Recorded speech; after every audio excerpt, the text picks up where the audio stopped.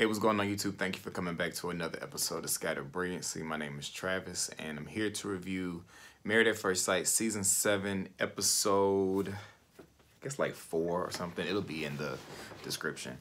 So, I'm just going to go couple by couple. I've taken the liberty of naming the couples so that I don't have to keep saying both names. So, we're going to start off with Damber. Their chemistry level is high and it comes through on the TV. So, you know, everything is going all right with them. I thought it was interesting that she asked him, where do you like to be touched?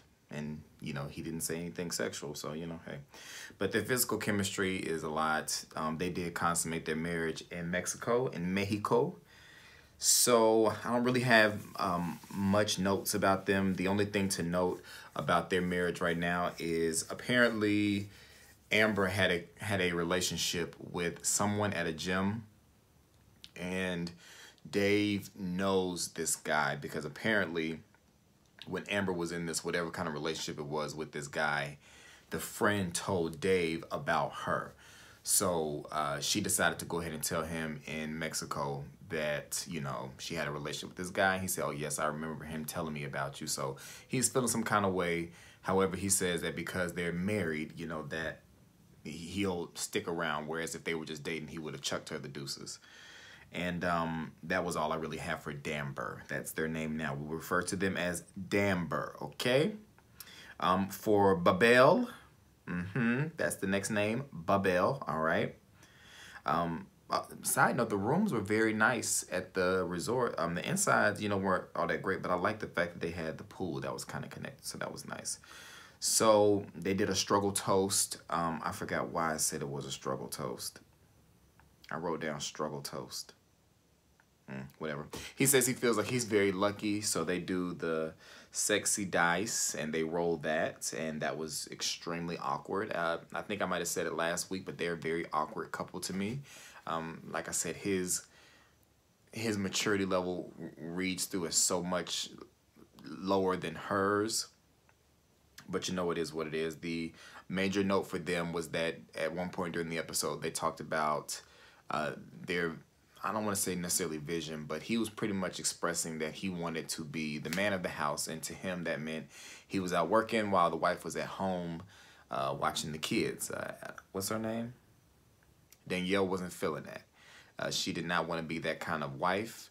She did not want to be a stay-at-home mom. And so that was a point in the show where it seemed like their values didn't match, and that confused me because I felt like, isn't that the matchmaker's job to make sure that y'all's values align with each other? Why are y'all having these conversations about the things that you would want your spouse to do or not do, and it's not on the same page? So yeah, the matchmakers dropped the ball. However, what's his name?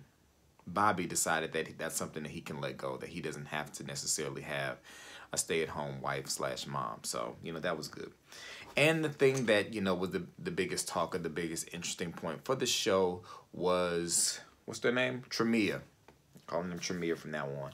So, when I made my video last week, I read to you the article that I found regarding all of the stuff with Mia. And pretty much it is the exact same thing they kind of talked about in the episode. You know, initially Tristan didn't know what was going on with Mia. The producers of the show claimed they didn't know what was going on with Mia either. They said they ran their background checks on everyone, and the charges and everything that had to do with Mia being detained, you know, just happened to be filed a day after all of their background checks were complete. I mean, to me, that is just the most convenient thing in the world. The day after. Wow, either that's just a huge coincidence, or like I said on Twitter, y'all know what y'all were doing. The producers knew that this show was getting really stale, and they saw an opportunity with Tristan and Mia, and they took it. And that is what I believe. I do not believe that the producers did not know about this. I believe somebody knew and didn't say something, and they just wanted to watch it play out on television because they knew it would make for decent television. So they had them stuck in customs.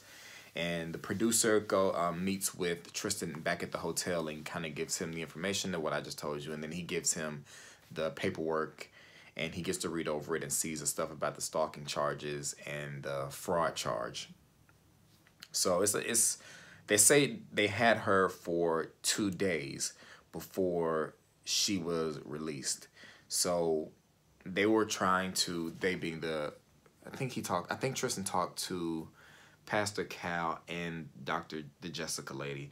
And I think they were just trying to keep him encouraged and let him know that there's two sides to every story. You know, kind of wait until you hear Mia's side before you make your final decision about how you feel about it. And, you know, I mean, I can understand that. Carmen asked me, my wife asked me, what would I have done had I been in that situation? You know, had I been married at first sight? And it happened to me. And I said, well, it would really depend on how much I like the girl.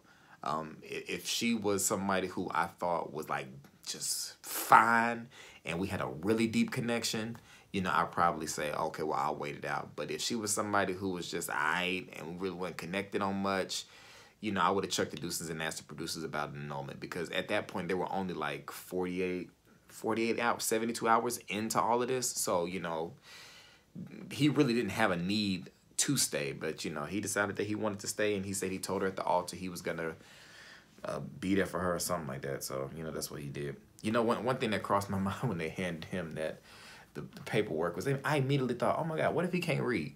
You know, it's nothing worse than when you hand somebody something to read and they can't read and they're stumbling and struggling. But, you know, they didn't show that. But anyway, so she gets out, and this is Mia's story on how all of this happened. So she says that her car was stolen and all of the stuff in it, you know, all the stuff was in her car, and they had the wrong person. And so I'm just looking at TV like, you know, my discerning spirit was just like, Mia, what you lying for? You know, I might be wrong, but it's coming off like she's lying. It's coming off like she's lying. So you're telling us that someone stole your car, believable. Someone might have used your cards, believable. But what about the stalking charges? Who was that? They had the wrong person all 3 times? The ex? And then, so she reunites with Tristan, and she asked Tristan to see the paperwork, and she's looking over it like, oh yeah, this is all false. And he said, but do you know him? And she was like, I know of him.